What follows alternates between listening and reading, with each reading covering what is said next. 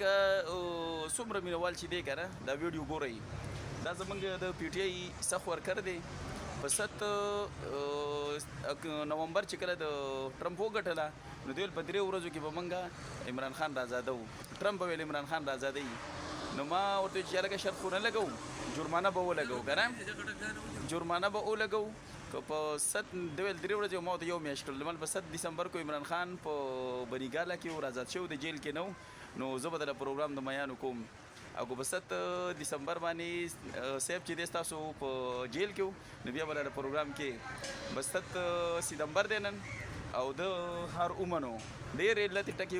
وټکولې خو خیر دا چې مجبور هوکر هر اومنو او اوس دغه دا پروګرام یې کړی مخې د ناستې یاره وایي پی ټي آی والا کې خو مې دومره نرکس نه ولیدلی خو زه پکې اوس ګیر یم